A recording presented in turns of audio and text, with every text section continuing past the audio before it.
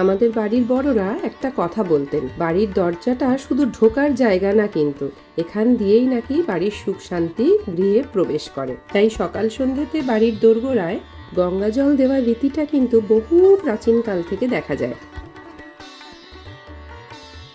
শুভ সকাল বন্ধুরা, কেমন আছো সবাই?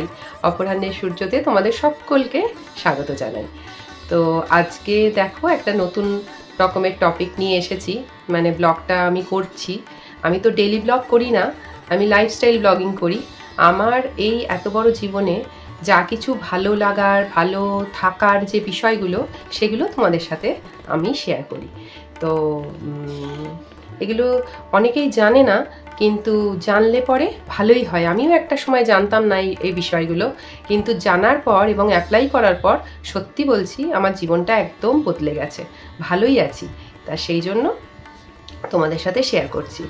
তো দেখো, আমরা শরীর ভালো রাখার জন্য অনেক কিছু করি। ছোটোবেলা থেকে ভ্যাকসিন নিই, শরীর থাকলেই তো শরীর খারাপ হবে। এবার শরীর খারাপ হলে অনেক ইঞ্জেকশন আছে, ওষুধ আছে, অ্যান্টিবায়োটিক আছে, পরের পর নানা রকমের অসুখ অনুযায়ী ডোজ আছে। সেগুলো আমরা সব ডাক্তারের পরামর্শে সব কিছুই অ্যাপ্লাই করি নিজের শরীরের জন্য, শরীরকে ভালো রাখার জন্য। কিন্তু দেখো, সাইড বাই সাইড আমাদের জীবনটারও কিন্তু নানা রকমের দুঃখ যন্ত্রণা আছে প্রত্যেকের জীবনে, নানা রকম। তো মানে আমি তো কর্মফলে ভীষণভাবে বিশ্বাসী। আমাদের কর্মফল অনুযায়ী আমাদের জীবনে কিন্তু দুঃখ যন্ত্রণা ওপরওয়ালা সবাইকে দিয়েছেন। তো সেইখান থেকে রিলিফ পাওয়ার যে উপায়গুলো আমরা হয়তো অনেকেই জানি না। দেখো, রোগের চিকিৎসা আছে, সেটার জন্য ডাক্তারই পড়ানো হয়, ডাক্তাররা বলতে পারেন। কিন্তু জীবন যন্ত্রণার চিকিৎসাটার ক্ষেত্রে অনেক মানুষই কিন্তু বিশ্বাস করেন না। যদি বিশ্বাস করতো তাহলে কিন্তু অনেক কিছু না জীবনটা অন্যরকম করা যেত। আমিও একটা টাইমে মানে আমার বাড়ির মহারাজ যিনি, তিনিও খুব একটা যে বিশ্বাস করেন তা নয়, কিন্তু আমি ভীষণ বিশ্বাস করি। আর দেখো, বাড়ি ঘর ভালো রাখার জন্য আমার মনে হয় প্রতিটা মহিলাই কিন্তু চেষ্টা করে বা চায় তার সংসার, তার বাড়িঘর খুব ভালো থাকুক। বাড়ির সুখ ভালো থাকলেই তো দেখো আমাদের মনে শান্তি থাকে, তাই না? তো সেক্ষেত্রে কিছু বিষয় আছে যেগুলো মানে অ্যাপ্লাই করলে, যদি জানা থাকে অ্যাপ্লাই করা যায়, তাহলে কিন্তু খুব ভালো ফল পাওয়া যায়, যেটা আমি পেয়েছি আর কি। এবং আমি পেয়েছি বলে আমি চাই তোমরাও পাও। তো সবাই আমরা ভালো থাকি আর কি। তো সেই জন্য আজকে যে সংসারের নেগেটিভ এনার্জিগুলো দূর করার জন্য যা কিছু ব্যবস্থা আমি করি, এবং শুধু নেগেটিভিটি না, নজর দোষও পড়ে না, নজরও পড়ে না। নজর পড়ে গেলে মানে সেটার তো ব্যাপারটা আলাদা, সেটার কিন্তু আবার অন্যরকম। যেটা নজর পড়ে যাওয়ার পর সেটা আলাদা, কিন্তু এই ব্যাপারটা করলে না, এই বিষয়টা করলে নজরই পড়বে না। তো মানে আমার ক্ষেত্রে আমি এটা খুব ভালো অ্যাপ্লাই করে ফল পেয়েছি, তাই তোমাদের সাথে শেয়ার করছি। চলো, সকালের এই শান্ত সময়টা আমার খুব প্রিয়। খুব শরীর খারাপ, কিন্তু এখানে আসলেই শক্তি পেয়ে গেলাম। শরীরটা খুব একটা ভালোও নেই, জানো তো, কিন্তু এই এত ফুল ফুটেছে, ভাবলাম ওপরওয়ালার জন্য একটু কষ্ট করি, সংসারে সবার জন্য তো কষ্ট করছি। শরীরটা খুব খারাপ, জ্বর, সর্দি, কাশি, এখন বাড়িতে বাড়িতে সবার। একটু কষ্ট করে করি, কষ্ট ভাবলেই কষ্ট। এই যে বসে বসে মালা গাচ্ছি, এটা তো খুব তো পরিশ্রমের ব্যাপার না। একটু মাথাটা এত ধরে আছে না, যে একটু মনে হচ্ছে যেন নিচু হলে কষ্ট হচ্ছে। ও ঠিক আছে, যার জন্য এত কিছু সব, তার জন্য না হয় একটু কষ্ট করলামই, তাই না? মালা গাঁথতে গাঁথতে তোমাদের সাথে গল্প করতে বেশ লাগছে। এত ফুল ফুটছে না, ভাবছি কালকে যদি আবার একটু কম ফোটে তাহলে কি হবে, তাহলে তার মালাটা গাঁথাই হবে না। দেখো, বৃহস্পতিবারে এমনিতেই রাধা গোবিন্দ, লক্ষ্মীনারায়ণ সবার জন্যই মালা, তো ওই মাসেরটা বলা থাকে সব। একটা ভাই আছে, সে এসে দিয়ে যায়, তাই ভাবলাম আজকে শ্রীকৃষ্ণর জন্য বানাই। প্রতিদিন তো এইভাবে সময় করে ওঠা হয় না। সত্যি কথা বলতে কি, ওনাকে স্মরণ করা সারাদিন চলে, কিন্তু ওনার জন্য বিশেষ কিছু করে ওঠা হয় না। এবার চলে এলাম আসল পর্বে। দেখো, এই জিনিসগুলো কিন্তু আমি সবই দোকান থেকে কিনে এনেছি। তোমরা যদি মানে অ্যারেঞ্জ করতে পারো। আশেপাশে যদি গোয়াল থাকে তাহলে গোবরটা আর গোচুনাটা তোমরা ওখান থেকেই পাবে। আমাদের এখানে আশপাশে গোয়াল নেই, তাই জন্য আমাকে সবই আর কি দশকর্মার দোকান থেকে অ্যারেঞ্জ করতে হয়েছে। প্রথমে বাটিতে আমি নিয়ে নিয়েছি গঙ্গা জল, তার মধ্যে একটু গোচুনা দিলাম, একটু গোবর দেব, আর এখন দিলাম একটু আতর, গোলাপ জল দিলাম, আর এবার দিচ্ছি হলুদ। হলুদটা আসল ইনগ্রিডিয়েন্ট, ওটা একটু বেশি করে লাগে। তো সব দিয়ে একটা প্রলেপ মতো বানাতে হবে। আমরা যখন 2012-তে কেরালা গেছিলাম, ওখান থেকে কন্যাকুমারী গেছিলাম, তখন সেই সময় জানো তো আমি এইরকম অনেকের বাড়ির দরজার সামনেটায় এরকম হলুদ রঙের দাগ দেখতে পেয়েছিলাম, কিন্তু তখন বুঝতে পারিনি।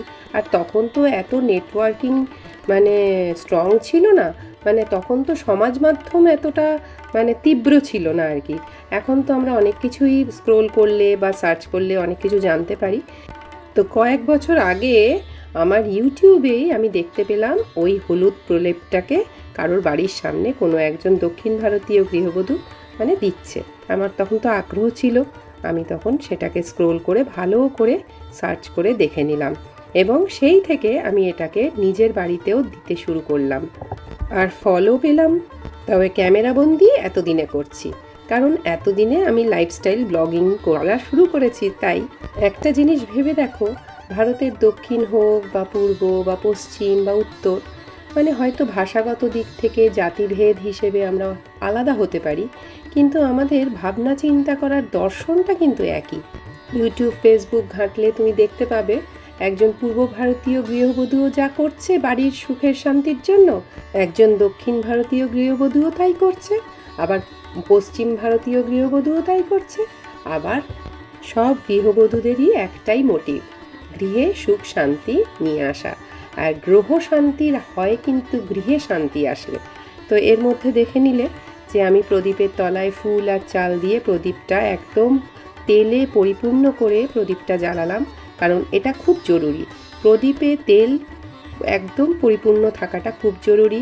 তার সাথে আমি জলসংঘ প্রতিদিন ধুয়ে পরিষ্কার করে তার মধ্যে জল দিয়ে, চাল দিয়ে এবং হলুদ ফুল দিয়ে স্থাপন করি প্রতিদিন।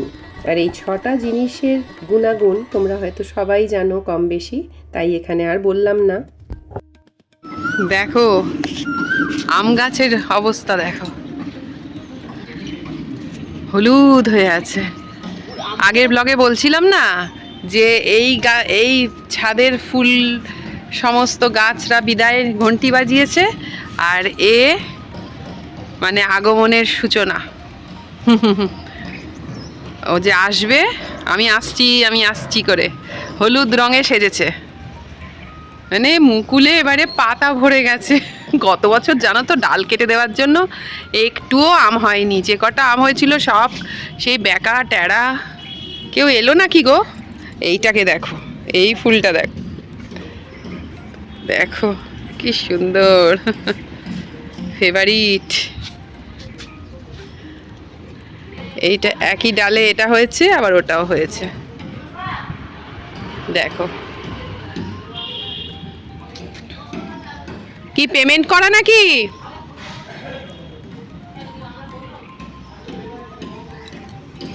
দেখো, আর বলো না, কিছু না কিছু কেউ না কেউ আসতেই থাকবে, আমাদের আর ছুটি নেই। কি সুন্দর। না, পেমেন্ট করা আছে নাকি গো? চলো আমিও যাচ্ছি। এই ছাদটায় তো খুব একটা আসা হয় না সব সময়। তোমরা যখনই দেখো আমার ওই ওপরের ছাদটায় দেখো, এই দিকটায় বাঁ দিকে, এইদিকে তুলসী মঞ্চটা, এইদিকে জবা গাছগুলো পেছন দিক করে আছে, ওই দিকটা দেখো তোমরা। না আমার থাকি তো এই দোতলাটায়, এখানটায় আমরা থাকি, আর এই 3তলাটা ছেলেরা থাকে। আর ওই ছাদটায় আমার সব ঠাকুরের ফুল জবা টবা যে তুলি, ওইখান থেকে তুলি। আর এই দিকে আমার তুলসী মঞ্চ, আর এই ছাদটা হচ্ছে আমার মণ্ডপের ওপরের ছাদ, দুর্গাপুজো যেখানে হয়। শুধু শীতকালে সেজে ওঠে। এই যা, চলো টাটা। তোমাদেরকে টাটা করে দিচ্ছি। এই তো আজকে একটু মেঘলা করেছে তাই, কিন্তু এরপরে দেখা যাবে যে কাল পরশু যদি খুব রোদ্দুর ওঠে, দেখো গোলাপগুলোর তো ফুলগুলো সব ঝরে গেছে। খুব রোদ্দুর ছিল গো কয়েকদিন ধরে। আজকে ভোর রাতে একটু ঝড় বৃষ্টি হয়েছে বলে আর খালি প্লেন না যাওয়া আসা, প্লেন যাওয়া আসা। কথা বললে ভয়েস ওভার শুনতেই পাও না তোমরা। ওই দেখো মিনিটে মিনিটে যাচ্ছে। কি ভালো লাগে হাত বোলাতে, খুব ভালো লাগে। কি মোটা মোটা পাপড়িগুলো, দেরিতে ফুটলো। চলো আজকের মতো এতটুকুই। দেখা হচ্ছে তোমাদের সাথে আবার পরের ব্লগে। ততক্ষণ পর্যন্ত তোমরা সবাই খুব ভালো থেকো। টাটা।